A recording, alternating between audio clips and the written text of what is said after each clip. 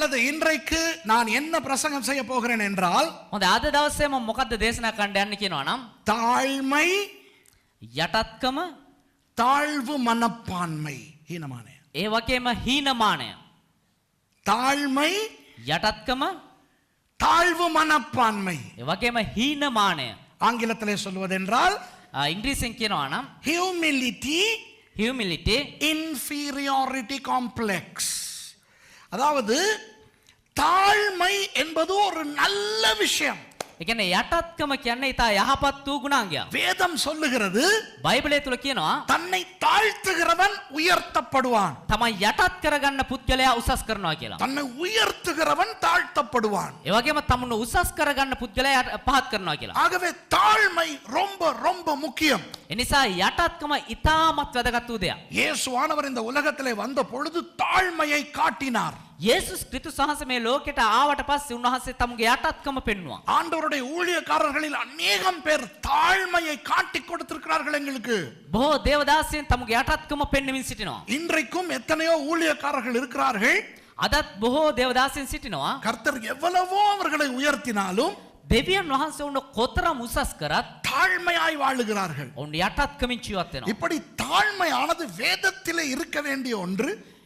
මේ යටත්කම කියන්නේ බයිබලයේ තිබෙන එක දෙයක්. நம் ஒவ்வொருவருடைய வாழ்க்கையிலும் இருக்க வேண்டிய ஒன்று. ඒ වගේම අපි එක් එක්කෙනාගේ ජීවිතයේ තිබිය යුතු දෙයක්. ஆனால் එනමුත් இன்றைக்கு நான் தாழ்மையை பற்றி பேசவில்லை.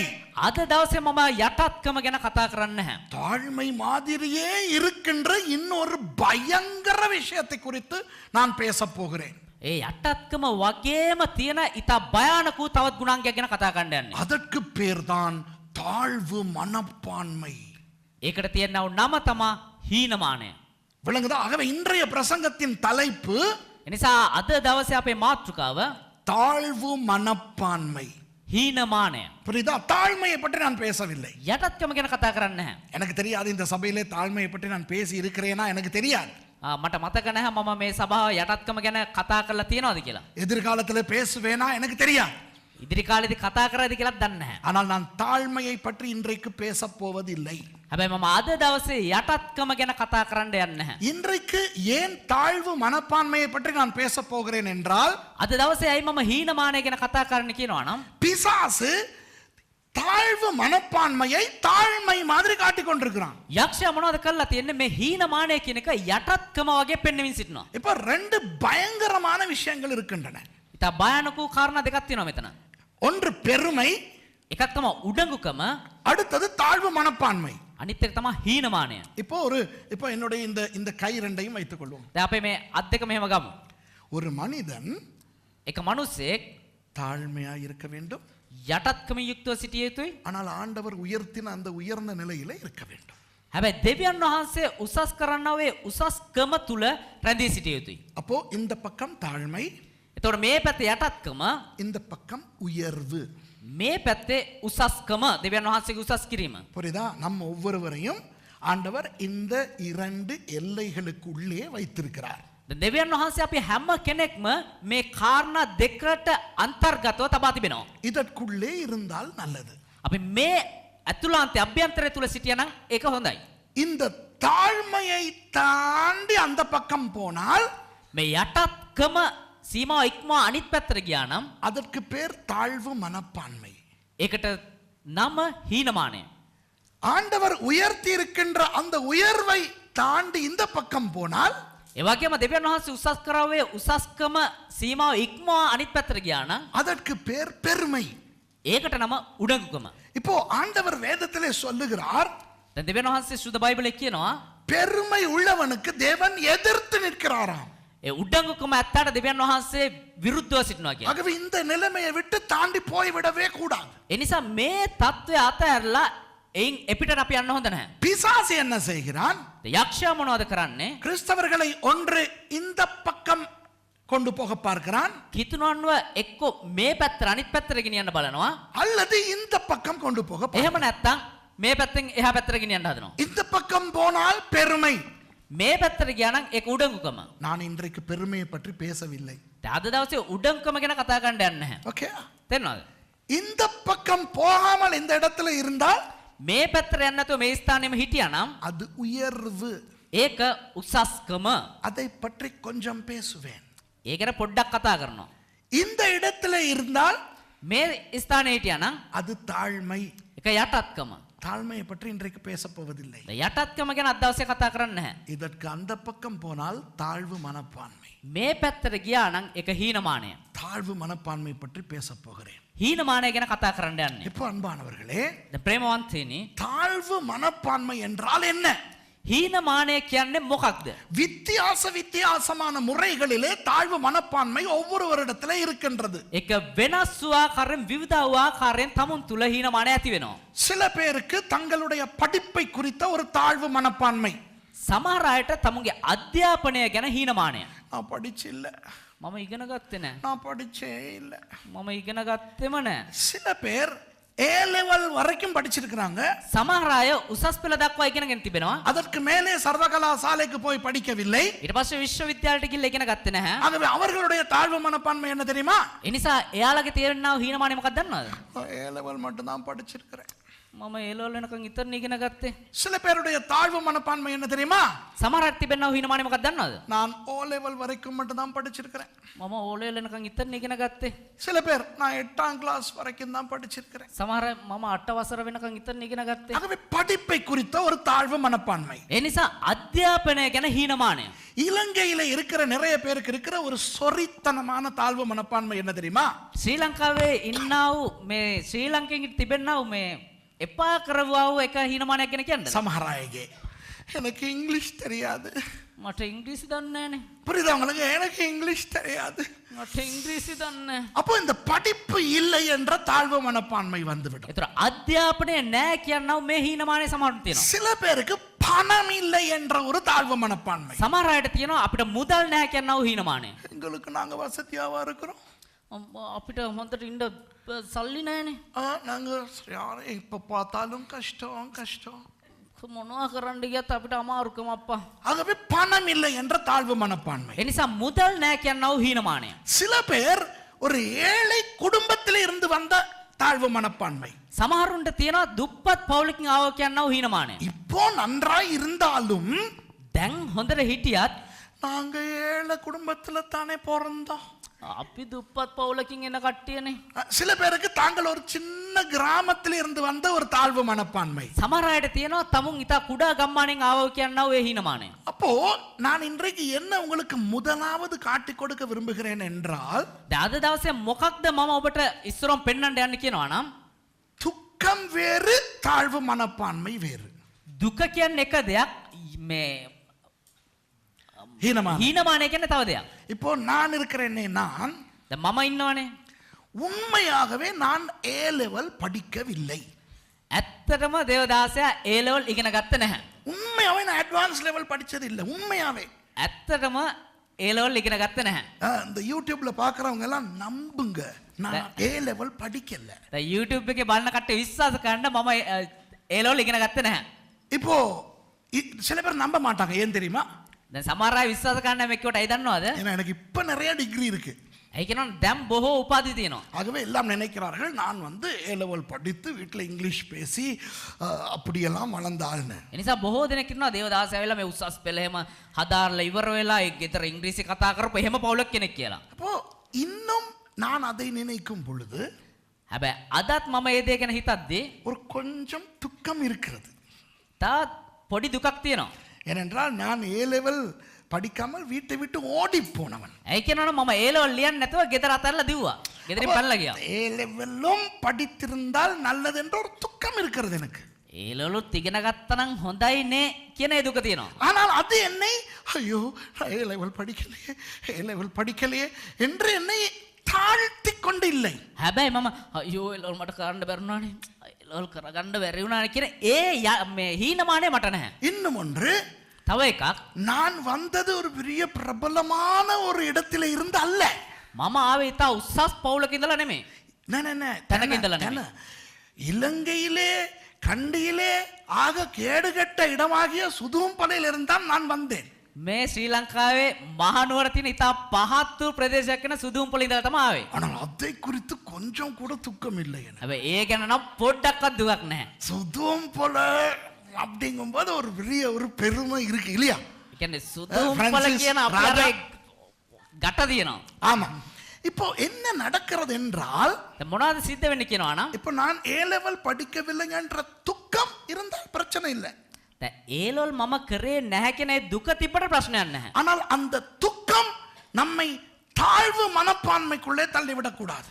නමුත් ඒ දුක අපිව හීනමානයට ගෙනියන්න හොඳ නැහැ. அது எங்களை அரிக்க ஆரம்பித்தால் ඒ දේ හීනමානය කියන දේ අපිට දැනෙන්න පටන් ගත්තා නම් නෑ ඒ දුක අපිව නිකන් කරදර කරන්න පටන් ගත්තා නම් அப்போது அது தாழ்வு மனப்பான்மையாய் மாறிவிடும். ඒක හිමීටම හීනමානයට හැරිලා යයි. இப்போ வேதத்திலே 3 உதாரணங்களை நான் உங்களுக்கு காட்ட விரும்புகிறேன். දැන් බයිබලයෙන් උදාහරණ තුනක් පෙන්වන්න කැමතියි. அந்த 3 உதாரணங்கள் மூலமாக ஆண்டவர் இன்றைக்கு உங்களோடு பேச வேண்டும். ඒ කාරණා තුන කන්නකොට දෙවියන් වහන්සේ අද දවසේ ඔබට කතා කරන්නට අවශ්‍යයි. ஏன் இந்த செய்தி எனக்கு இன்றைக்கு உங்களுக்கு கொடுக்க வேண்டும் என்று வந்தது என்று எனக்கு தெரியாது. ඇයි මේ දේශනාව අද දවසේ ඔබට දෙන්න පැමිණියේ කියලා මම දන්නේ නැහැ. ஆனால் நாம் மாற வேண்டும். හැබැයි මම වෙනස් වෙන්න ඕනේ. අපි වෙනස් වෙන්න ඕනේ. அதாவது இன்றைக்கு சில பேர் இந்த இடத்துல இருக்கலாம்.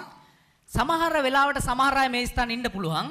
அதாவது நான் ஒரு பெரிய படித்த குடும்பத்திலே இருந்து வரவில்லையே. මම ඉතා ඉගෙනගත්තා වූ පවුලකින් නම් ආවේ නෑනේ.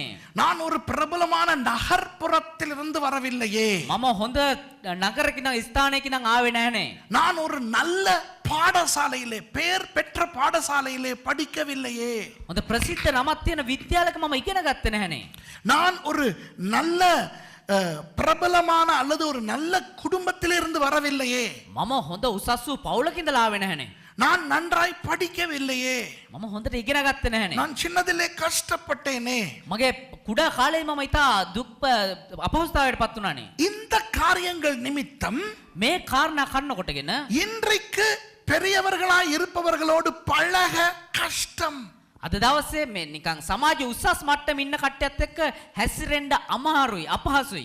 பின் பின்னாலேயே இருப்பது, මම පිටිපස්සට වෙලා ඉන්නම්. பேச பயம், කතා කරන්න බයයි. பழக பயம், ඒගොල්ලොත් එක්ක හැසිරෙන්න බයයි. ஆண்டவர் என்னை பயன்படுத்துவாரா என்ற ஒரு சந்தேகம். දෙවියන් වහන්සේ මාව පාවිච්චි කරයිද කියන ඒ සැකය. இந்த மாதிரி யாராவது இருந்தால் මේ වගේ කවුරු හරි ඉන්නවා නම් இது தாழ்மை அல்ல. මේක යටත්කම නෙවෙයි. ஏமாந்து போக வேண்டாம்.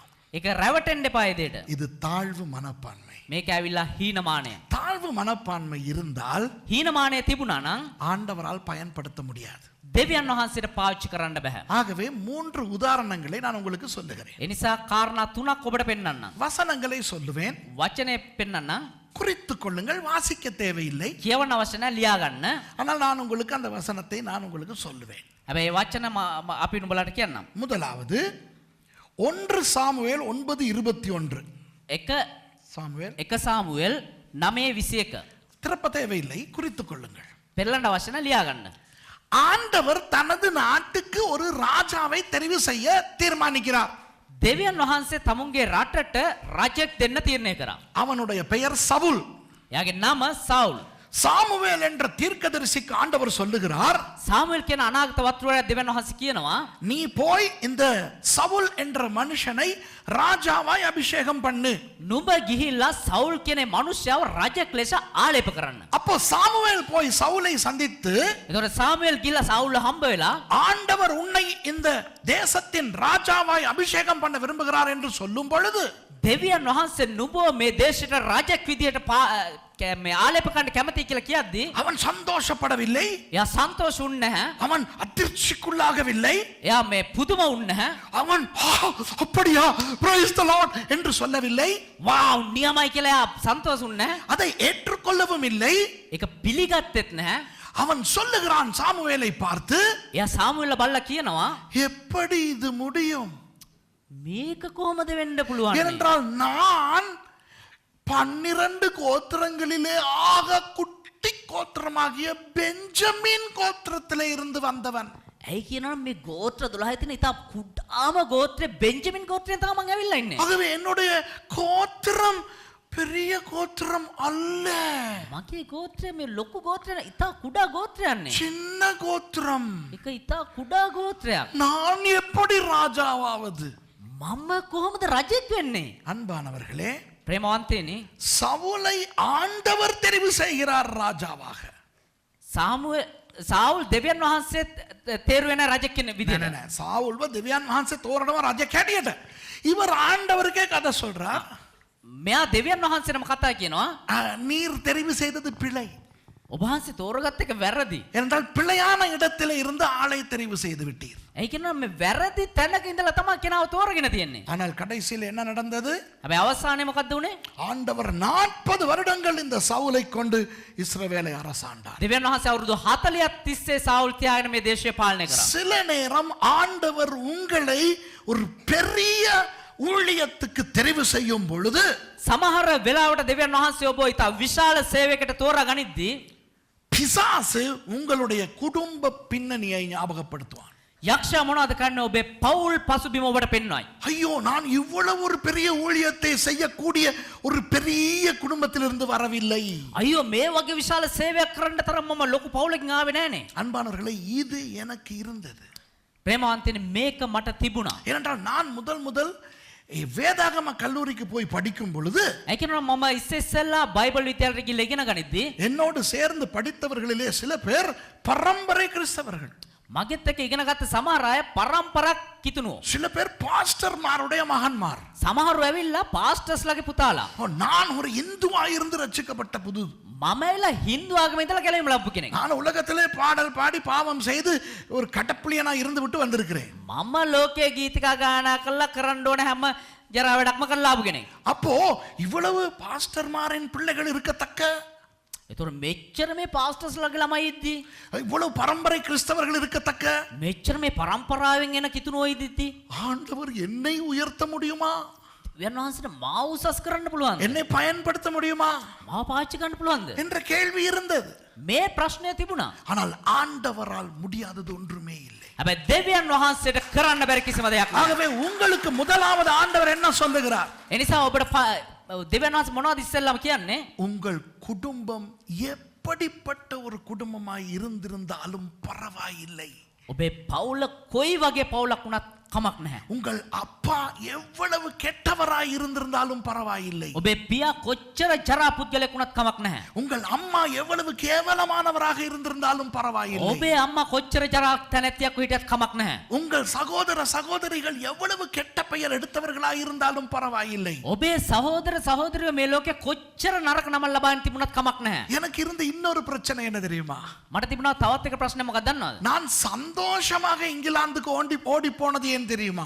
මම ඇයි දන්නවද සන්තෝෂයෙන් එංගලන්තයට පැනලා ගියේ? அதாவது දුවලගියේ. පැනලගියேனே, ஆண்டவர் என்னை இங்கிலாந்துக்கு கொண்டு போன போது දෙවියන් වහන්සේ මාව එංගලන්තයට ගෙන යද්දී குடும்பத்தாரை பிரிகிற துக்கம் இருந்தாலும் පවුලෙන් ඈත් වෙලා යනවා කියන ඒ දුක තිබුණත් நான் சந்தோஷமாக போனதற்கு காரணம் என்னவென்றால் මම සන්තෝෂයෙන් යන්න කාරණා මොකද්ද කියනවා නම් நான் மாத்தலையிலே ஊழியம் செய்து கொண்டிருந்த பொழுதும் சரி, මම මාතලේ සේවය කරගෙන ඉද්දි හරි, நுகேகொடையிலே ஊழியம் செய்து கொண்டிருந்த பொழுதும் சரி, නුගේගොඩ සේවය කරන් ඉද්දි හරි, கண்டியிலே ஊழியம் செய்து கொண்டிருந்த பொழுதும் சரி, නුවර සේවය කරන් ඉද්දි හරි, நான் தமிழன், எனக்கு ஒழுங்காய் சிங்களம் தெரியாது என்ற பிரச்சனை என்னை பலவாறு தாக்கிக் கொண்டே இருந்தது.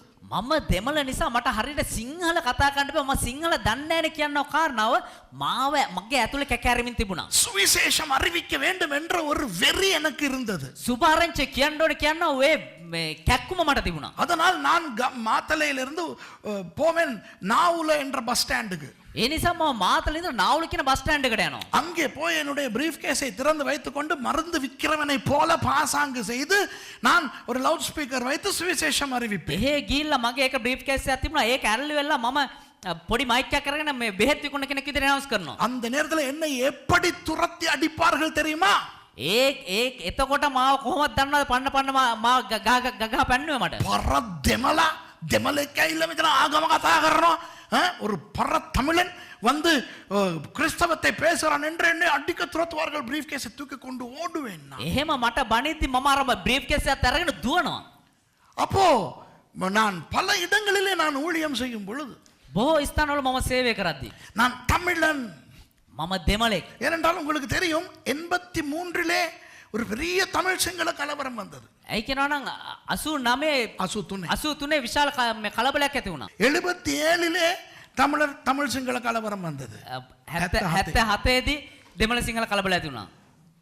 83 அந்த மாதிரி ஒரு கலவரம் வந்தது. 83 දී ඒ වගේම කලබල ඇති වුණා. இந்த ரெண்டிலும் நான் பாதிக்கப்பட்டேன். මේ කාල දෙකේදීම මාව ඒ දෙයට අසු වුණා. அதனால் நான் 86 ஊழியத்துக்கு வந்தபோது එතකොට මම 86 සේවයට ආවට පස්සේ இன்னும் நான் தமிழன் என்று சொல்ல பயப்படுகிற அந்த பயம் இருந்தது. අයියෝ මම දෙමළ ජාතියෙක් කියන ඒ බය මං ඇතුලේ තිබුණා. சிங்கள கிராமங்களுக்கு போய் சுவிசேஷம் செய்ய பயம் இருந்தது. සිංහල ගම්මාන වලට ගිහිල්ලා සුභාරංචි කියන්න බය තිබුණා. ஆகவே நான் நினைத்தேன் ඒ නිසා මම හිතුවා நான் இலங்கையிலே என்னால் ஆண்டவரால் என்னை உயர்த்த முடியாது. ඒ නිසා මාව මේ ශ්‍රී ලංකාවේ තියලා දෙවියන් වහන්සේට මාව උසස් කරන්න බෑ. ஆகவே இங்கிலாந்து போக சந்தர்ப்பம் கிடைத்த பொழுது சந்தோஷமாக போனேன். ඒ නිසා එංගලන්තයට යන්න අවස්ථාවක් වුණා මම සන්තෝෂෙන් ගියා. ஆனால் கர்த்தர் என்ன செய்திருக்கிறார்? හැබැයි දෙවියන් වහන්සේ මොනවද කරේ? சிங்களவர்களுக்கு என்ன இன்றைக்கு ஆசீர்வாதமாய் வைத்திருக்கிறாரா இல்லையா? මේ සිංහල ජාතියට ජනතාවට මාව ආශිර්වාදයක් විදියට තියලා තියෙනවා. அதுதான் ஆண்டவர். ඒක තමයි දෙවියන් වහන්සේ. ஆகவே சில நேரம் ஐயோ நான் இந்த ஜாதியை சேர்ந்தவன், இந்த இனத்தை, ඒ නිසා සමහරවිට අයියෝ මම මේ ජාතියෙන් ඉපදිච්ච කෙනෙක් නේ. நான் ஒரு ஏழை குடும்பத்திலே பிறந்தேன், මම දුප්පත් පවුලක ඉපදිච්ච කෙනෙක් நான் නේ. ஒரு கெட்ட கிராமத்திலே பிறந்தேன், கெட்ட கிராமத்திலே මම பிறந்தேன். ජරා ගමක ඉපදිච්ච කෙනෙක් නේ. இது ஒரு நாளும் உங்களை நிறுத்த இடம் கொடுக்க வேண்டாம். මේක කවදාවත් ඔබව නවත්තන්න ඉඩ හරින්න එපා. 12 கோத்திரங்களிலே சின்ன கோத்திரமாகிய பெஞ்சமின் கோத்திரத்திலே இருந்த சவுலை ඒ ගෝත්‍ර 12 ඉතා කුඩා ගෝත්‍රයක්ව තිබුණා ඔය බෙන්ජමින් ගෝත්‍රය ඉපදුනා වූ සාඋල්ල. ஆண்டவர் ராஜாவாய் முழு இஸ்ரவேலுக்கும் ஏற்படுத்தினார். දෙවියන් වහන්සේ රජ කෙනෙක් විදියට මුළු ඊශ්‍රායල් දේශයටම පත් කරා. ஆகவே இன்றிலிருந்து ඒ නිසා අද ඉඳලා உங்கள் குடும்பத்தை குறித்த ஐயோ நான் இப்படிப்பட்ட ஒரு கேவலமான குடும்பத்திலிருந்து வந்தேன் என்றது இனி உங்களை பாதிக்க கூடாது. ඔබේ පවුල ගැන අයියෝ මම මේ වගේ පවුලකනේ ආවේ කියලා හිතන ඒ බලපෑම ඇති කරන්න දෙන්න එපා. விளங்குதா உங்களுக்கு? තේරෙනවද ඔබට? எத்தனை பேர் சொல்லுவீர்கள் கர்த்தர் உங்களோடு தனிப்பட்ட ரீதியாக பேசுகிறார் என்று கையை தூக்கி காட்டுங்க. කී දෙනෙක් කියනවාද පෞද්ගලික දෙවියන් වහන්සේ මගෙත් එක්ක කතා කරනවා කියලා? இன்று திருந்துங்கள், අද හැදෙන්න, இன்று மாறுங்கள். අද මාරු වෙන්න. உங்கள் குடும்ப பின்னணி, ඔබේ පවුල් පසුබිම, நீங்கள் பிறந்த அந்த பூர்வீகம், එහෙම නැත්නම් ඔබේ ඒ පැවැත්ම அது வெறும் சரித்திரமாக இருக்கட்டும். ඒක එක ඉතිහාසයක් විතරක් විදියට තිබ්බද? அது இன்றைக்கு உங்களை தாழ்த்தி உங்களை மிதித்து வைத்திருக்க கூடாது. ඒක ඔබ පහත් කරලා පාගන්න ඉඩ හරින්න එපා. ஓகேயா? முதலாவது. තේරෙනවද? පළවෙනි එක. இரண்டாவது, දෙවෙනි කාරණාව எரேமியா என்ற ஒரு தீர்க்கதரிசியை ஆண்டவர் எப்போ தெரிவு செய்து கொண்டார் தெரியுமா? යෙරමියා කියන එක අනාගත වක්තෘ කෙනෙක්ව දෙවියන් වහන්සේ කොයි වෙලාවෙද කැඳෙන්නේ දන්නවද? தாயின் கற்பத்திலே இருந்து தெரிவு செய்து கொண்டார். මව් කොස්සේ ඉඳලා තෝරගත්ත කියලා කියනවා. ஹலோ, ஒரு சின்ன பிள்ளையை சின்ன பிள்ளை குழந்தை என்று எப்போ சொல்லுகிறோம்? අබ්බා එක කුඩා දරුවෙක්ව ලදරුවෙක් කියලා කොයි කාලෙද කියන්නේ? பிறந்த பிறகு. ඉපදුනාට පස්සේ. ஆனால் ஆண்டவர் எரேமியாவை எப்பொழுது தெரிவு செய்து கொண்டாராம்? හැබැයි දෙවියන් වහන්සේ කොයි අවස්ථාවේද යෙරමියාව තෝරගත්තේ? அதற்கும் முன், ඒකටත් කලින්. தாயின் கருவிலே இருக்கும் பொழுது ஆண்டவர் தெரிவு செய்து கொண்டார். මව්ගේ ගර්භයේ ඉද්දිම තෝරගත්ත කියලා කියනවා. இப்போ அவன் கொஞ்சம் வாலிபனாய் வந்து விட்டான். දැන් එයා තරුණෙක් විදියට වැඩි වියටපත් වෙලා. சரித்திரத்தின்படி ஒரு 17-18 வயது அவனுக்கு வந்தபோது ඉතිහාසයේ විදියට අවුරුදු 17 18 වයසට ආවට පස්සේ கர்த்தர் அவனுக்கு சொல்லுகிறார், දෙවියන් වහන්සේට කියනවා எரேமியாவே, யூதா ராஜ்யத்துக்கு உன்னை நான் ஒரு தீர்க்கதரிசியாய் ஏற்படுத்தி விட்டேன் என்று. යෙරමියා නුඹව මම යුදා දේශ අනාගත වක්තෘ කෙනෙක් විදියට කැඳවනවා කියලා. உடனே அவன் என்ன தெரியுமா சொல்லுகிறான்? එකපාරට මොනවද දන්නවද ඔහු කියන්නේ? எரேமியா 1 அதிகாரம் 6 வசனம். යෙරමියා පළවෙනි පරිච්ඡේදය 6 වෙනි පදය. குறித்துக் கொள்ளுங்கள், வாசிக்க வேண்டாம். ඒක ලියා ගන්න කියවන්න එපා. அவன் சொல்லுகிறான், ඔහු කියනවා ஆண்டவரே, நான் சிறு பிள்ளையாய் இருக்கிறேன். අයියෝ ස්වාමිනේ මම කුඩා ලදරුවෙක්ව ඉන්නවා. பார்த்தீர்களா? ஒரு 17-18 வயது நிரம்பியவன் சொல்லுகிறான், දැකද අවුරුදු 17 18 එක තරුණයෙක්ව ඉන්නවා යෙරමියා කියනවා நான் சின்ன பிள்ளையாய் இருக்கிறேன். මම පොඩි දරුවෙක් විදියට ඉන්නවා කියලා. அவன் ஆண்டவருக்கு சொல்லிக் கொடுக்க பார்க்கிறான். එයා දෙවියන් වහන්සේට කියලා දෙන්න බලනවා. ஆண்டவரே, என் வயதுக்காரர்களை நீர் பயன்படுத்த முடியாது. ස්වාමිනේ මගේ වයස හැටියට ඔබ වහන්සේට මාව පාවිච්චි කරන්න බෑ. ஏனென்றால் அவன் யூதன். ඇයි කියනවනම් ඔහු යුදෙව්වෙක්. யூத கலாச்சாரத்தின்படி යුදෙව් සංස්කෘතිය අනුව ஒரு ஆண் பிள்ளை வயது வந்த ஒரு மனிதனாக வாலிபனாக கணக்கெடுக்கப்படுவது 30 வயதில். එක පිරිමි දරුවෙක් වැඩිහිටි වයසට පැමිණියා කියලා පිළිගන්නේ අවුරුදු 30 දී. சும்மா உங்களுக்கு ஒரு உதாரணத்தை சொல்லுகிறேன். නිකන් ඔබට උදාහරණයක් දෙන්නම්. இப்ப இலங்கையிலே ශ්‍රී ලංකාවේ motorcycle, car, dual purpose van இவற்றை செலுத்துவதற்கு அனுமதி பத்திரம் வாங்க வேண்டும் என்றால் මෝටර් සයිකල් කාර් වෑන් කියන ඔය වාහන එලවන්න ලයිසන් එක ගන්න ඕන නම් 18 வயதுக்கு பிறகுதான் எடுக்கலாம். අවුරුදු 18ට පස්සේ තමයි ගන්න පුළුවන්. ஆனால் 18 வயது ஆகினாலும் பஸ் லைசன் எடுக்க முடியாது. ඒ නිසා මේ අවුරුදු 18 වුණත් බස් ලයිසන් ගන්න බෑ. பஸ், லாரி, பெரிய வாகனங்கள், கனரக வாகனங்கள் ஓட்டுவதற்கு 21 வயது ஆக வேண்டும். ඒ වගේ බස් ලොරි වගේ බර වාහන ලයිසන් ගන්න අවුරුදු 21 වෙන්න ඕනේ. புரியுதா உங்களுக்கு? තේරුණාද? அப்போ உதாரணமாக சொல்லுவோம், அந்த காலத்திலே யூதர்கள் காலத்திலே இந்த மாதிரி லைசன் இருந்தது என்று வைப்போமே பொய்க்கு. නිකන් අපි බොරුවට නිකන් උදාහරණයක් විදිහට හිතමු. දැන් ඒ කාලේ යුදෙව් සංස්කෘතිය වල ওই ලයිසන් ගන්න ක්‍රමය තිබ්බා කියලා. ஒரு ஆண் 30 வயதில் தான் car, motor bike, van liaison எடுக்க முடியும். එක පිරිමෙකුට අවුරුදු 30 පයින් ඕනේ කාර් මෝටර් සයිකල් ලයිසන් එක ගන්න. 40 வயதிலே தான் பஸ் லைசன், லாரி லைசன் எடுக்க முடியும். එමනම් අවුරුදු 40 දී තමයි බස් ලයිසන් එක බර වාහන ලයිසන් එක ගන්න පුළුවන්. இப்ப புரியுதா உங்களுக்கு? තේරෙනවද ඔබට? இன்றைக்கு இஸ்ரவேலில் அப்படி அல்ல. දැන් අද ඊශ්‍රායල් තුල එහෙම දෙයක් නැහැ. வேத காலத்திலே. බයිබල් කාලේ. அப்போ வேத காலத்திலே 30 வயது தான் இந்த காலத்திலே 18 வயது மாதிரி. දැන් බයිබල් කාලේ අවුරුදු 30 තමයි අද කාලේ වෙද්දී අවුරුදු 18 වගේ. ஆகவே ஒரு வயது 17 18 நிரம்பிய எரேமியாவை பார்த்து ஆண்டவர், நான் உன்னை இந்த ஜாதிக்கு, இந்த தேசத்துக்கு தீர்க்கதரிசியாய் வைக்கிறேன் என்று சொல்லும் பொழுது, දැන් එතකොට මේ අවුරුදු 17 18 තරුණයෙක් බලලා දෙවියන් වහන්සේ කියනවා මම උඹව මේ දේශයට අනාගත වත්රු කෙනෙක් විදියට කැඳවුණා කියලා කියද්දී அவன் நினைத்தான், நான் இன்னும் சின்ன பையன். එයා හිතුවා අයියෝ මම තාම පොඩි එකෙක්. இது ஒரு தாழ்வு மனப்பான்மை. මේක ඇවිල්ලා හීනමානය. இது தாழ்மை அல்ல. මේක යටත්කම නෙමෙයි. ஆண்டவருக்கே கதை சொல்லுகிறான். දෙවියන් වහන්සේටම කතා කියනවා. அன்பானவர்களே, இன்றைக்கு சில பேருடைய பிரச்சனை என்ன தெரியுமா? ප්‍රේමවන්තනි අද සමහර අයගේ ප්‍රශ්නේ මොකක්ද දන්නවද? வயது மாத்திரமல்ல, වයස විතරක් නෙවෙයි. எத்தனையோ விதங்களிலே நான் சின்ன மனுஷன் என்று நினைக்கிற தன்மை. බොහෝ කාරණාවලදී අයියෝ මම පොඩි එකෙක් නේ කියලා හිතනවා. விளங்குதா? තේරෙනවද? நான் சின்ன ஆள், මම පොඩි එකෙක්. நான் சிறுமையானவன். මම ලදරුවෙක්. இதுக்கு இங்கிலீஷ்ல சொல்லுவாங்க, ஐ ஆம் வெரி சிம்பிள். මම සාමාන්‍ය කෙනෙක්. How can God use me because I am so simple? எப்படி ஆண்டவர் என்னை பயன்படுத்த முடியும்? நான் ஒரு சின்ன மனுஷன் அல்லவா? දෙවියන් වහන්සේට කොහොමද මාව පාවිච්චි කරන්න පුළුවන්? මම සාමාන්‍ය කෙනෙක් නේ අප්පා. ஆனால் ஆண்டவர் எரேமியாவை எப்படி பயன்படுத்தினார் தெரியுமா? හැබැයි යෙරමියාව කොහොමද දන්නවද දෙවියන් වහන්සේ පාවිච්චි කරේ? ஆண்டவர் நேபுகாத்நேச்சார் என்று சொல்லுகின்ற பாபிலோன் ராஜாவே இந்த எரேமியாவை பற்றி கேள்விப்படும் அளவுக்கு எரேமியாவை பயன்படுத்தினார். ඒ බාබිලෝන් දේශයේ ජීවත් වුණු නෙබුකඩ්නේසර් කියන රජතුමා යෙරමියාගෙන අසන තරමට දෙවියන් වහන්සේ යෙරමියාව පාවිච්චි කරා. பாபிலோனியர்கள் யூதா ராஜ்யத்தை கைப்பற்ற போகிறார்கள். දැන් බාබිලෝන් ඇවිල්ලා යූදා දේශය යටත් කරගන්න යනවා. அடிமைகளாய் பிடித்து கொண்டு போகிறார்கள். වහල්කමට අරන් යන්න යනවා. அப்போ நேபுகாத்நேச்சார் ராஜா நெபுசரடான் என்று சொல்லுகின்ற ஒரு அதிபதியை அனுப்புகிறான். දැන් නෙබුකඩ්නේසර් රාජා நெபுசரடான் නෙබුසර්ඩාන් කියන ඔය අධිපතියා එවනවා. ஒரு பெரிய சேனை வருகிறது. බොහෝ සේනාවක් එවනවා. ஒரு நாட்டை பிடித்து එක රටක්ව යටත් කරගෙන அந்த நாட்டை எரித்து அழித்து ඒ රට විනාශ කළා ගිනි තියලා அந்த ஜனங்களை அடிமைகளாய் பிடித்து கொண்டு போவதற்கு ඒ ජනතාව යටත්කමට වහල්කමට අරන් යන්න යද්දී ஒரு பெரிய ராணுவ சேனை வருகிறது. ඒකට එනවා ඉතා විශාල යුද හමුදාවක්. ஒரு சின்ன கற்பனை, ඒක නිකන් අපි මවාගමු. ஒரு பெரிய பயங்கரமான பெரிய வல்லமை உள்ள ஒரு தேசம். ඉතා බලවත් වූ එක දේශයක්. එච්චර இது பலகாத்து பலசம்பன் எச்சரை தமானே. ஒரு நாடு இலங்கையை தாக்க வருகிறது.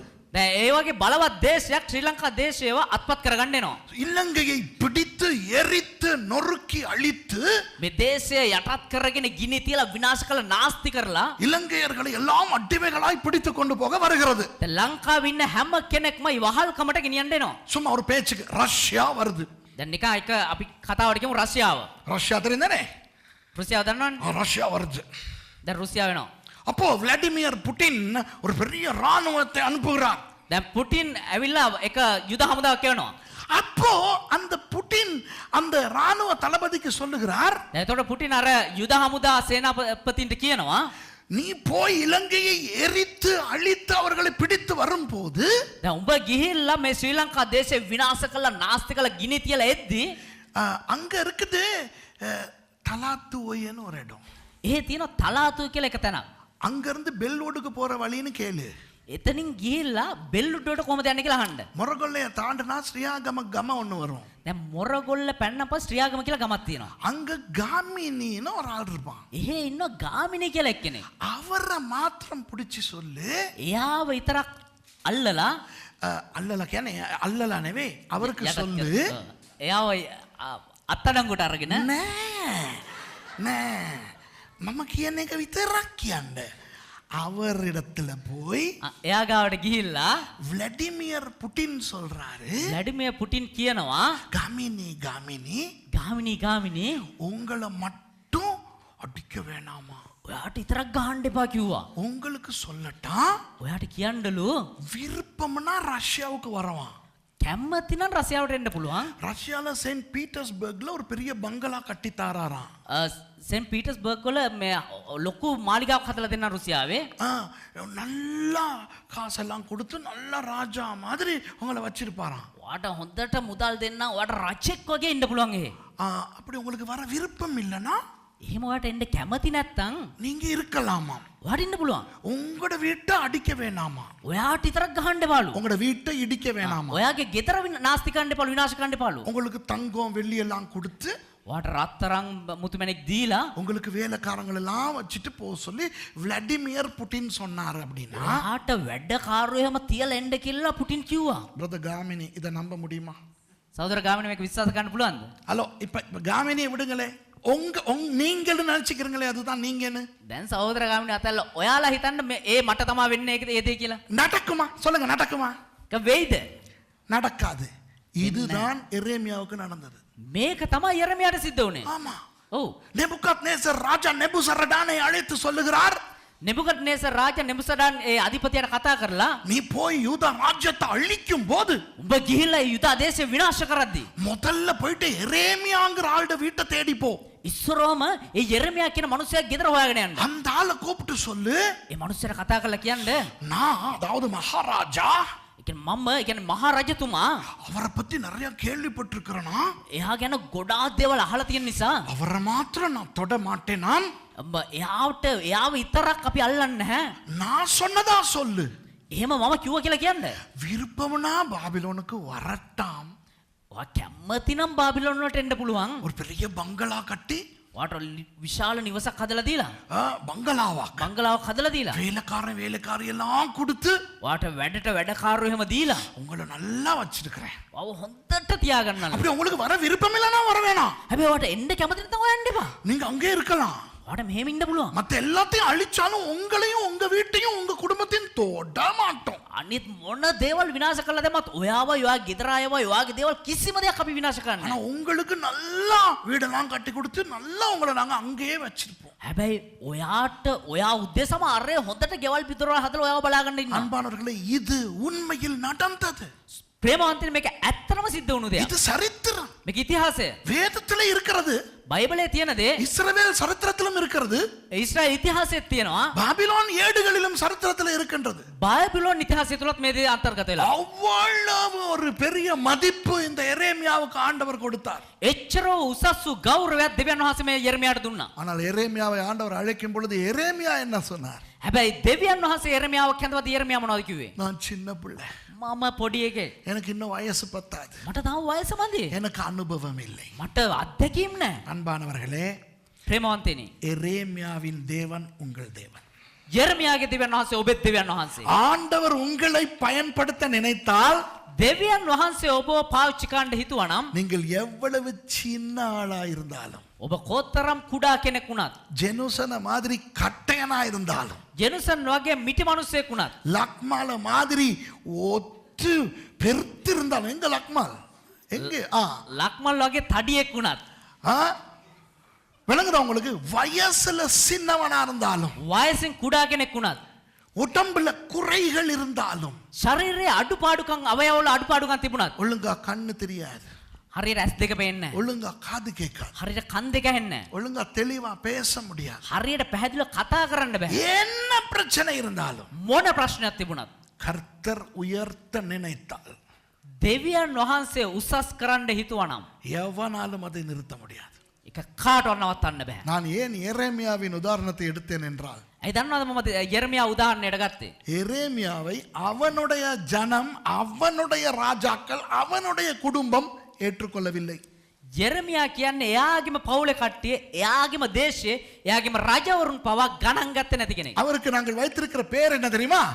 එයාට දාලා තිබ්බ නම මොකක්ද දන්නවද? புலம்பலின் தீர்க்கதரிசி, විලාප කියන්න. විලාප කීමේ අනාගතවත්තු. the weeping prophet. ஏனென்றால் அவருடைய வாழ்க்கையே அழுகை.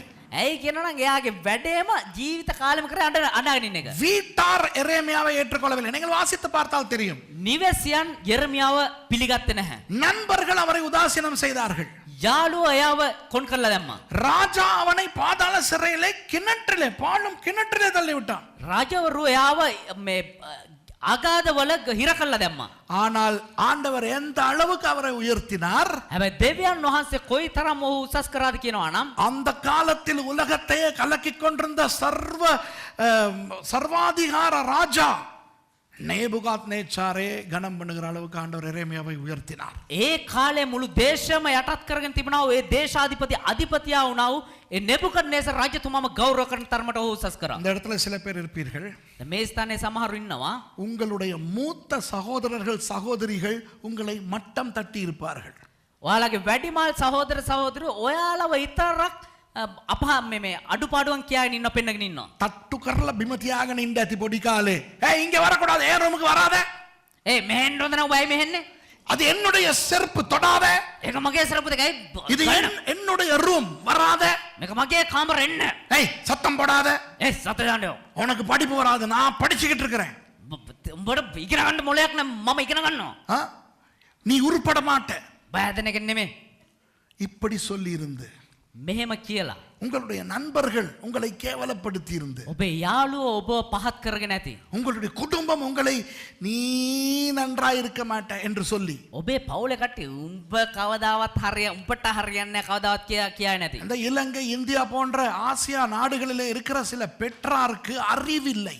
දැන් මේ ලංකාවේ ඉන්දියාවේ ඉන්න සමහර දෙමව්පියන්ට මොලේ නැහැ. இந்த இப்போ நான் சொல்ல போகிற 2 உதாரணங்களை நீங்கள் அம்மா அப்பாமார் செய்தால் இன்றோடு நிறுத்தி தொலையுங்கள். ඔබ දෙමව්පියන් විදිහට මේ දේ කරලා තිනවා. අද මේ කියන්න උදාහරණ දෙකත් එක්ක ඒ දේ නවත්තන්න. ஒன்று, பெற்றோர் பிள்ளைகளுக்கு அடிக்கடி இந்த நாடுகளிலே சொல்லுவார்கள், நீ உருப்பட மாட்ட, நீ நல்லா இருக்க மாட்ட. අද වෙද්දි බොහෝ දෙමව්පියන් නිතර වගේ තමුගේ දරුවන්ට කියනවා උඹට හරියන්නේ නැහැ, උඹ හැදෙන්නේ නැහැ, උඹ හොඳ එකෙක් නෙමෙයි. ஒரு நாளும் எவ்வளவு குழப்படி பண்ணாலும் உங்களுடைய பிள்ளையை பார்த்து அப்படி சொல்லக்கூடாது. ඒ ළමයා කොච්චර දඟ වැඩ කරත් කවදාවත් දෙමව්පියන් තම දරුවන්ව බලලා එහෙම කියන්න එපා. උඹට හරියන්නේ නැහැ, උඹට අනාගතයක් නැහැ, උඹ හැදෙන්නේ නැහැ කියලා කියන්න එපා. இரண்டாவது, දෙවෙනි කාරණාව, ஒரு நாளும் இன்னொரு பிள்ளையோடு உங்களுடைய பிள்ளையை ஒப்பிட்டு பேசக்கூடாது. කවදාවත් තවත් දරුවෙක් එක්ක ඔබේ දරුවා සංසන්දනය කරලා බලන්න එපා. பார் அந்த பிள்ளை எப்படி இருக்குது, බලමන් අර ළමයා කොහොමද ඉන්නේ කියලා. நீயும் இருக்கிறியே. උඹ ඉන්නවනේ. பார் அந்த பிள்ளை எப்படி படிக்குது, අර ළමයා කොහොමද ඉගෙන ගන්න කියලා බලන්න. நீ படிக்கிற இல்லையே. උඹ ඉගෙන ගන්නෙම නැහනේ.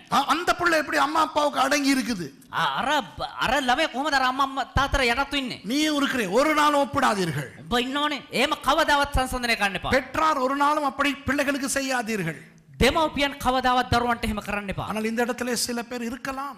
හැබැයි මේ ස්ථානයේ සමහරු ඉන්න පුළුවන්. உங்கள் அம்மா அப்பா அப்படி உங்களுக்கு சொன்னது இன்றைக்கும் உங்களை வதைத்துக் கொண்டிருக்கலாம். ඔබේ දෙමව්පියන් ඔබට කිව්වා ඒ දේ අදත් මනසේ තියාගෙන ඔබ දුක් විඳින්න ඉන්න පුළුවන්. உங்கள் அண்ணா அக்கா உங்களுக்கு சொன்னது இன்றும் உங்களை வதைத்துக் கொண்டிருக்கலாம். ඔබේ සහෝදර සහෝදරිය අයියලා අක්කලා කියපු දේ අදත් ඔබට වද දෙනවා වෙන්න පුළුවන්. உங்கள் நண்பர்கள், பெரியவர்கள், சொந்தக்காரர்கள் சொன்னது இன்னும் உங்களுக்கு அந்த மாதிரி ஒரு வேதனையை தந்து கொண்டிருக்கலாம். ඔබේ සහෝදර සහෝදරිය ඔබේ යාළුවෝ නෑදෑයෝ අය කියපු දේ අදටත් ඔබට වේදනාවක් දෙනවා වෙන්න පුළුවන්. சில நேரம் உங்களுடைய ஆசிரியை உங்களுக்கு அப்படி சொல்லி இருப்பார். සමහර වෙලාවට ඔබේ ගුරුතුමා ගුරුතුමිය ඔබට මේ දේවල් කියලා ඇති. நீ உருப்பட மாட்ட, උඹ හැදෙන කෙනෙක් නෙමෙයි. நீ உனக்கு நல்ல எதிர்காலம் இல்ல, උඹට කවදාවත් අනාගතයක් නැහැ. இப்படி சொல்லி இருக்கலாம். මෙහෙම කියලා තියෙන්න පුළුවන්. சில சபைகளிலே சில பாஸ்டர்மாரே சொல்லுகிறார்கள் இப்படி பிள்ளைகளுக்கு. සමහර සභාවල සමහර දේවදාසියොත් මේ වගේ දරුවන්ට කියනවා. பாஸ்டர்மாருக்கு பிரச்சனை தருகிற விசுவாசிகள் இல்லாமல் இல்லை. පාස්ටර්ස්ලාට ප්‍රශ්න ගෙන දෙන ඇදෙලිවන්තයෝ හැරෙන්න වෙන කවුරුත් නැහැ. ඒක මෙයා කියපු විදිය ඒක මම එහෙම නෙවෙයි කිව්වේ. ඒක ඔයාගේ වේදනාව නේද ඔයා එළියට දැම්මේ. ඇදහිලිවන්තයින් කියනකොට ඒගොල්ලන්ගෙන් පාස්ටර්ලාට ප්‍රශ්න එන එක சாமானியයි. விசுவாசிகள் என்றால் பிரச்சனை அவர்களுக்கும் சில குழப்பங்கள் வரும். சில நேரம் கீழ்ப்படிய முடியாத சந்தர்ப்பங்கள் உண்டு. ඇදෙලිවන්තයෝ කියද්දි සමහර වෙලාවට ප්‍රශ්න ගෙනෙනවා තමයි. ඒගොල්ලන්ට කීකරු වෙන්න බැරි වෙනවා තමයි. ஆனால் சில நேரங்களிலே சில பாஸ்டர்மார் விசுவாசிகளை சபிப்பார்கள். හැබැයි සමහර දේවදාසියෝ සමහර ඇදෙලිවන්තයින්ට ශාප කරනවා. நீ நல்லா இருக்க மாட்ட, බොහොඳින් ඉන්න. நீ சாபம், උඹට ශාපය. ஆண்டவர் ஒன்னு அடிப்பார். දෙවියන් වහන්සේ උඹට ගහයි. இப்படி யாராவது நீங்கள் பாதிக்கப்பட்டிருந்தால், මෙහෙම කවුරු ඔබ මේ ඒ බලපෑමට ලක් වෙලා ඉන්නවනම්, குடும்பம், நண்பர்கள், ஆசிரியர்கள், பாஸ்டர்மார் யாராவது மூலமாக පවුල යාළුවෝ සහෝදරයෝ දේවදාසියෝ කන්න කොටගෙන எரேமியாவை போல இருக்கிறீர்கள். ජෙරමියා වගේ ඉන්න. எரேமியா வகை இன்னே.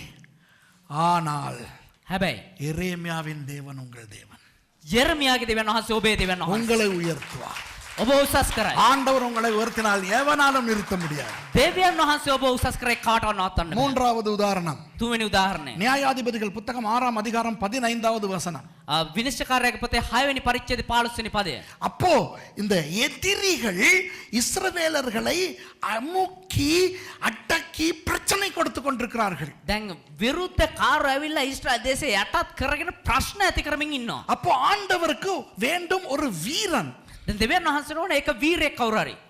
ஆண்டவர் யாரை தெரிவு செய்து கொள்கிறார் தெரியுமா? දෙවියන් වහන්සේ කවුද තෝරගත්තේ කියලා දන්නවද? கிதியோன். ගිදියෝන්. கிதியோன் எவ்வளவு பெரிய வீரன் என்று சொல்லி தரவா? ගිදියෝන් කොයි වගේ වීරයෙක්ද කියලා කියලා දෙන්නද? அவனுக்கு கோதுமை வயல்களும் இருந்தன, ඔහුට திரிங்கு තිරිඟු වගාවකුත් තිබුණා, திராட்சை தோட்டமும் இருந்தது. මිදි වගාවකුත් තිබුණා. நல்லா கேட்டுக்கிறீங்க. ஹலோ, நல்ல ஜோக் இது. හොඳට අහගන්න මේක හොඳ බීලුවක්. நீங்க பைபிள்ல வாசிக்கலாம். நியாயாதிபதிகள் 6வது அதிகாரத்திலே 5, 6 அதிகாரங்களில் வாசிக்கலாம். මේක බයිබලයේ විනිශ්චයකාරය පොතේ 5 වෙනි 6 වෙනි පරිච්ඡේදවල කියවන්න පුළුවන්. இப்போ கிதியோனுக்கு கோதுமை வயலும் இருக்கிறது, திராட்சை தோட்டமும் இருக்கிறது. දැන් ගිදියොන්ට තිරිඟු වගා බිමකුත් තියෙනවා, මිදි වත්තකුත් තියෙනවා. அப்போ இந்த எதிரிகள் என்ன செய்வார்கள்? දැන් විරුද්ධකාරයෝ මොනවද කරන්නේ? கோதுமை அறுவடை செய்யும் நாட்களிலே அவர்கள் வந்து தங்களுக்கு வேண்டியதை அள்ளி கொண்டு போவார்கள். දැන් තිරිඟු වගාව පැහැෙන කාලෙදී ඔවුන්ට අවශ්‍ය කොටස උන් අරගෙන යනවා කපාගෙන. அதுபோல திராட்சை அறுவடை காலத்திலே திராட்சை தோட்டத்துக்கு வந்து தங்களுக்கு தேவையான திராட்சைகளை அள்ளி கொண்டு போய் விடுவார்கள். ඒ වගේ මිදි අස්වන්න නෙල්න කාලෙත් ඒගොල්ලෝ ඇවිල්ලා ඒගොල්ලන්ට අවශ්‍ය ප්‍රමාණයට මිදි අස්වන්නෙන් අරන් යනවා. இப்போ இந்த சம்பவத்தின் போது දැන් මේ සිද්ධිය සිදුවෙන කාලේ கோதுமை அறுவடை நாள். දැන් තිරිඟු අස්වන්න නෙලන කාලේ. அப்போ வயலிலே போய் கோதுமைகளை அறுத்து அங்கே தான் அந்த கதிர்களை, அந்த தானியத்தை வேறு வேறாக பிரிப்பார்கள். දැන් කුඹුරට ගිහිල්ලා මේ කාලේ තමයි අර තිරිඟු වගාව කපලා මේව කරලා අස්වන්න වෙන් කරලා නෙලා ගන්න කාලේ. அப்போ எதிரிகள் எங்கே வருவார்கள்?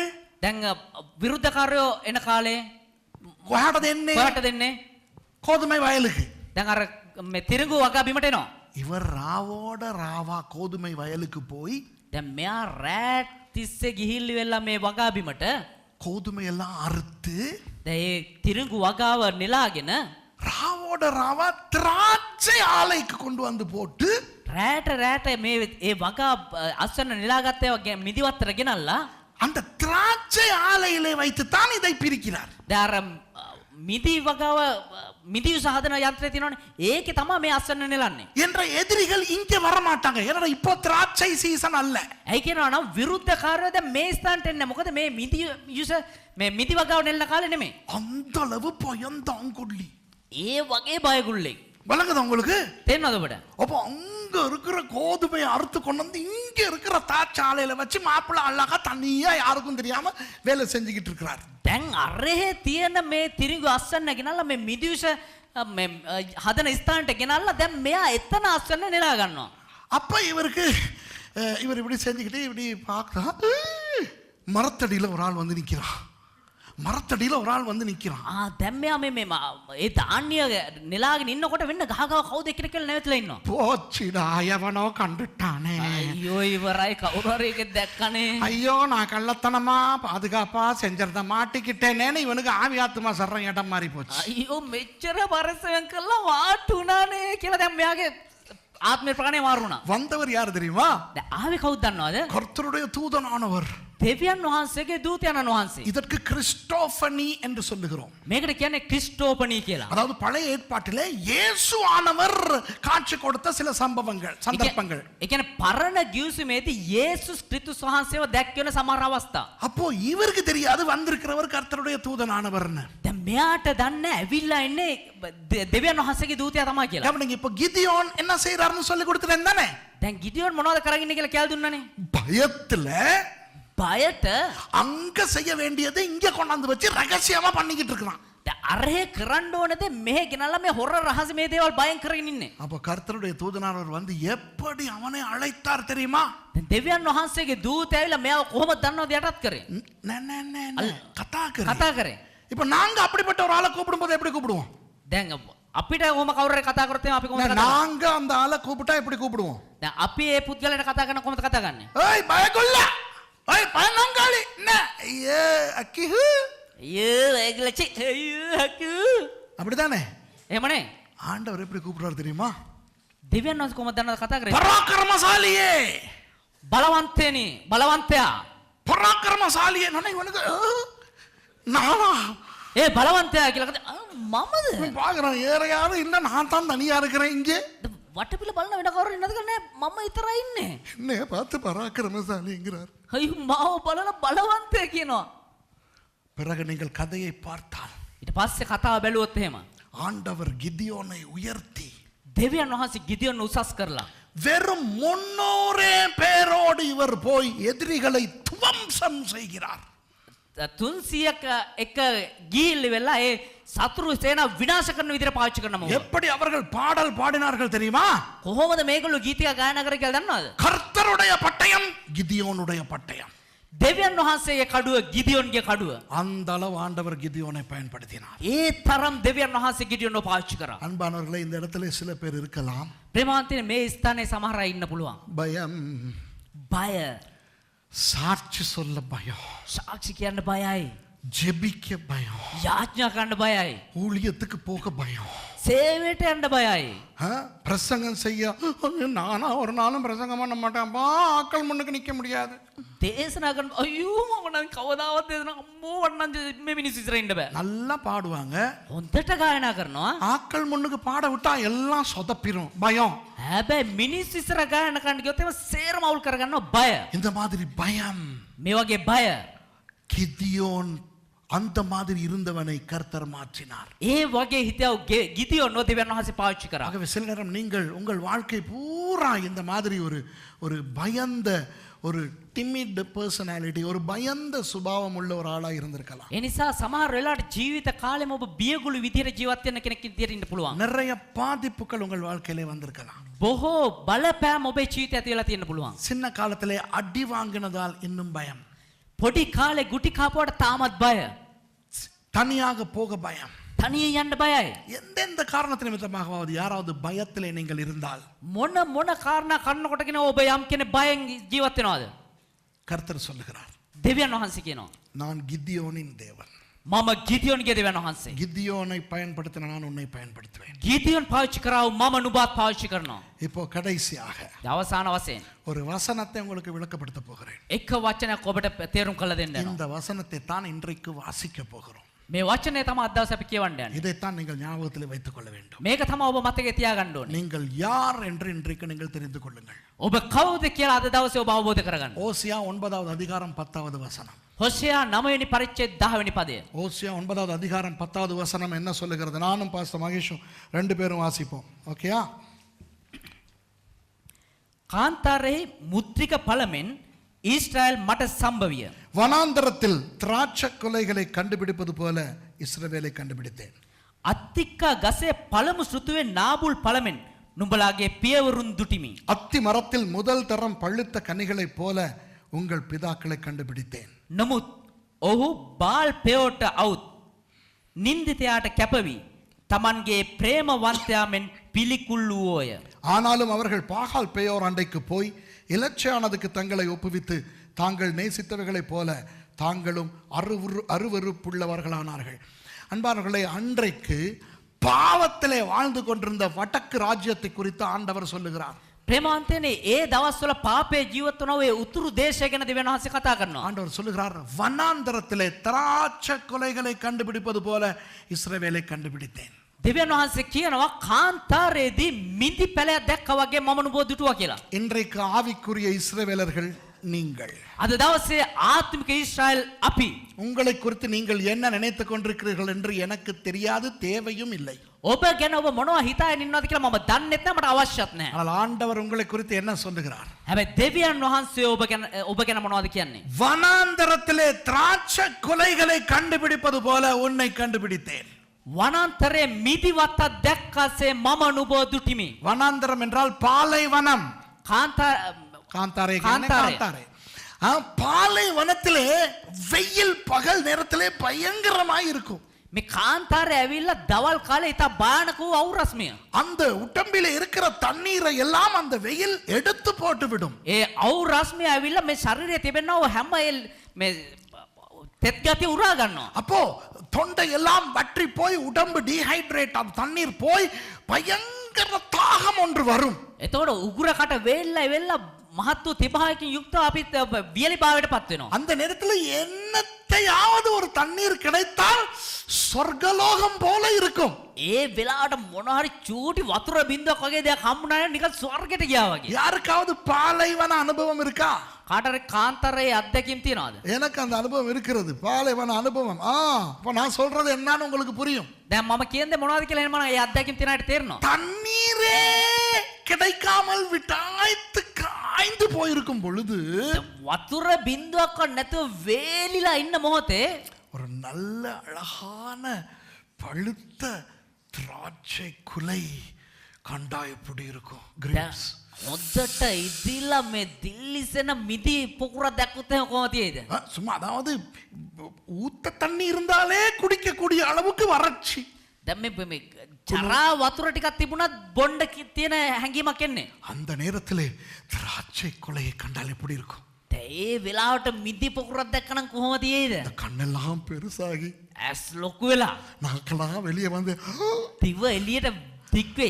ஐயோ எனக்கு வேணுமே, எனக்கு வேணுமே. අයියෝ මට ඕනේ අරක ඕනේ. ஆண்டவர் சொல்லுகிறார், දෙවියන් වහන්සේ කියනවා உங்களை பார்க்கும் பொழுது ஆண்டவருக்கு அப்படி இருக்கிறதாம். ඔබ බලද්දි දෙවියන් වහන්සේට ඒ වගේ තියනවා කියලා. நம்ப முடியுதா? විශ්වාස කරන්න පුළුවන්ද? அந்த அளவு நீங்கள் முக்கியமாம். ඒ තරම් ඔබ වැදගත්. ஏற்றுக்கொள்ள முடியுதில்லைல்ல சில பேருக்கு. සමහරුන්ට මේක පිළිගන්න බැරුව ඇති. ஏன் தெரியுமா? ඇයි දන්නවද? நான் என்னை பற்றி என்ன நினைக்கிறேன்? මං ගැන මම මොනවද හිතන්නේ?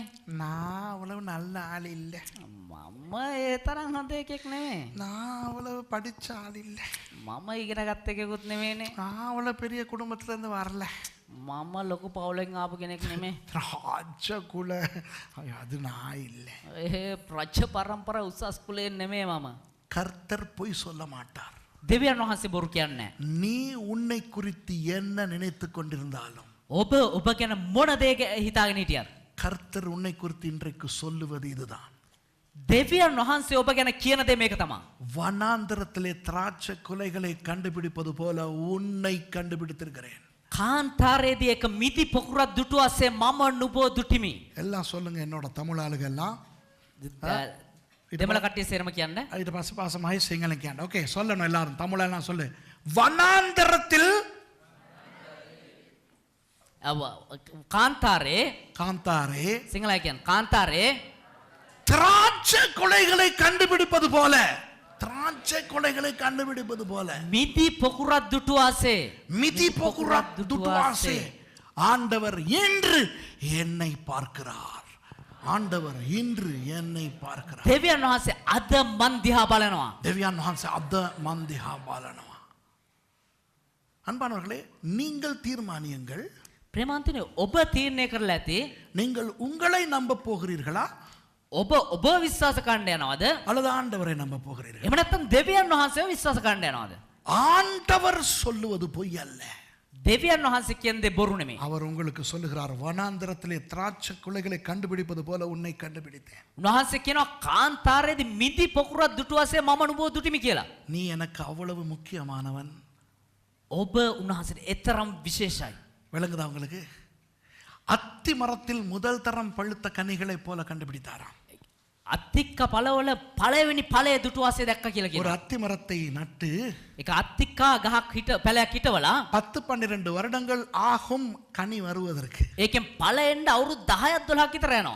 அப்போ அந்த அத்தி மரத்துக்கு பசலை இட்டு பதனிட்டு அதை ஒழுங்காக வளர்த்து එතකොට ඒකට සාත්තු කරලා පොහොර දාලා හරියට හදලා ඒ ගහ முதல் அந்த பழம் வரும் பொழுது அந்த அந்த உரிமையாளனுக்கு எவ்வளவு சந்தோஷமா இருக்கும். ඒ පළවෙනි ඵලය දකිද්දි කොච්චර ප්‍රීතියක් එනවද? அந்த மாதிரி உங்களை பார்க்கும் பொழுது ஆண்டவருக்கு சந்தோஷம் வருகிறதா? ඒ වාක්‍යයේ ප්‍රීතියක් දෙවියන් වහන්සේට එනවලු ඔබව මාව දකිද්දි. அதுதான் ஆண்டவர் இன்றைக்கு உங்களுக்கு சொல்லுகிற செய்தி. ඒක තමයි දෙවියන් වහන්සේ අද දවසේ ඔබට දෙන පණිවිඩය. கர்த்தர் பேசுகிறார். දෙවියන් වහන්සේ කතා කරනවා. ஏற்றுக்கொள்ளுங்கள். පිළිගන්න. உங்களுடைய மனம் தாழ்வு மனப்பான்மையிலே இருந்தால் ඔබේ මනස ඇවිල්ලා හීනමානය ඇතුව තිබුණා නම් இதை ஏற்றுக்கொள்ளாது. මේක පිළිගන්න නැති වෙයි. ஏனென்றால் ஏற்றுக்கொள்ள கஷ்டப்படும். ඇයි කියනවනම් මේක පිළිගන්න අමාරුයි, අපහසුයි. நானா මමද? என்னையவா? මං ගැනද? இல்ல, ஆண்டவர் என்னை நேசிக்கிறார் தான். නෑ, දෙවියන් වහන්සේ මට ප්‍රේම කරනවා තමයි. அவருக்கு நான் முக்கியம் தான். උන්වහන්සේට මම වැදගත් තමයි. ஆனா அந்த அளவுக்கு இல்ல. හැබැයි ඒ තරම් දුරට නෑ. இந்த மனது சொல்லும் பொய்யை நம்பாதே. මේ මනස කියන දේ බොරුවක් කියලා පිළිගන්න. ஆண்டவர் சொல்வதை ஏற்றுக்கொள்ளுங்கள். දෙවියන් වහන්සේ කියන දේ පිළිගන්න. அந்த ஜனங்கள் செய்த தப்பை நீங்கள் செய்ய வேண்டாம். ඒ ජනතාව කරවුවේ වැරද්ද ඔබ කරන්න එපා. அவர்கள் பாகால் பிசாசுகளை நேசித்து ඔවුන් බාල් යක්ෂයාව ප්‍රේම කරලා அந்த பிசாசுகளின் அருவருப்பை போல இவர்களும் அருவருப்புக்குள்ளானவர்களானார்கள். ඒ යක්ෂයාගේ අස්සන්න වගේ මොනුත් පිළිකුල වගේ මොනුත් පිළිකුලට ලක් වුණා. நமக்கு அந்த நிலைமை வர வேண்டாம். අපිට ඒ தත්ත්වය අවශ්‍ය නැහැ. இன்றைக்கு ஆண்டவர், நான் பாஸ்டர் மகேஷ், நீங்கள் எல்லாருக்கும் கர்த்தர் சொல்லுகிறார், අද මට දේවදාසයාට අපි හැමෝටම දෙවියන් වහන්සේ කියනවා, வனாந்தரத்திலே திராட்சை குலையை போல நீ எனக்கு இனிமையானவன் இனிமையானவள். කාන්තාරයේ සිටිනව ඒ මිදි පොකුර වගේ නුඹ මට ප්‍රේමයක්ව එහෙම නැත්නම් ප්‍රීතියක්ව සිටිනවා. அத்தி மரத்தில் முதல் தரம் பழுத்த கனிகளை போல நீ எனக்கு முக்கியமானவன் முக்கியமானவள். ඒ අත්ති ගහේ පළවෙනි ඵලය වගේ නුඹ මට ඉතා වැදගත් කියලා කියනවා. சவுலை போல சொல்லாதே, நான் சின்ன ஒரு பின்னணியிலிருந்து வந்தவன் என்று. සවුල් වගේ කියන්නේ මම ඉතා කුඩා මේ ගෝත්‍රයක ඉඳලා එන්නේ කියලා. எரேமியாவை போல சொல்லாதே, எனக்கு முதிர்ச்சி இல்லை அறிவில்லை நான் சின்ன பிள்ளை என்று. යෙරමියා වගේ කියන්න එපා මට අධ්‍යාපනය නැහැ, මම අධ්‍යක්ෂකම් නැහැ, මම පොඩි එකෙක් කියලා. கிதியோனை போல சொல்லாதே, எனக்கு பயம் இருக்கிறது, எனக்கு நான் ஒரு கோழை என்று. ගිදියොන් වගේ කියන්න එපා මට බය තියෙනවා, මම බයගුල්ලෙක් කියලා. நீ சவுலா இருக்கலாம், ඔබ සවුල් වගේ ඉන්න පුළුවන්, நீ எரேமியாவா இருக்கலாம், යෙරමියා වෙලා ඉන්න පුළුවන්, நீ கிதியோனா இருக்கலாம். ගිදියොන් වගේ ඉන්න පුළුවන්. அவர்களை எல்லாம் உயர்த்தின தேவன் உன்னையும் உயர்த்துவார். ඒ සියලු දෙනා උසස් කරව දෙවියන් වහන්සේ ඔබෙත් දෙවියන් உன்னை වහන්සේ பயன்படுத்துவார். ඔබ පාවිච්චි කරයි. ஆண்டவருடைய பார்வையிலே நாங்கள் முக்கியமானவர்கள். දෙවියන් වහන්සේගේ බැල්මේ අපි වැදගත් ஆனால் පුද්ගලයෝ. பிசாசு என்ன செய்வான் தெரியுமா? හැබැයි යක්ෂයා මොනවද කරන්න දන්නවද? தாழ்வு மனப்பான்மை. අපිට හීනමානය ඇති කරනවා. ஒன்றும் இல்லை எனக்கு, මොකුත් නෑ මට. அது நானா இருக்க முடியாது. ඒක මට වෙන්න බෑ. மற்றவங்க முக்கியம் ஆண்டவருக்கு. ඒක අනිත් අයට වැදගත් ස්වාමිනේ. மற்றவர்களை ஆண்டவர் பயன்படுத்துவார் අනිත් අයව පාවිච්චි කරයි ස්වාමිනේ. அல்ல. නැහැ. இன்றைக்கு கர்த்தர் சொன்னதை பற்றிக் கொள்வோம். අද දෙවියන් වහන්සේ කියන දේ අල්ලගමු. கர்த்தர் சொன்னதை ஏற்றுக்கொள்வோம். දෙවියන් වහන්සේ කියන දේ අල්ලගමු. கர்த்தர் சொன்னதை ஏற்றுக்கொண்டு வாழ்ந்தால் දෙවියන් වහන්සේ කියන දේ පිළි අරගෙන ජීවත් වුණා නම් கர்த்தர் உங்களை பயங்கரமாய் பயன்படுத்துவார். දෙවියන් වහන්සේ ඔබ භයානක විදිහට පාවිච්චි කරනවා. எழுந்திருந்து ஜெபம் செய்து முடிப்போம். නැගී සිට යාච්චා.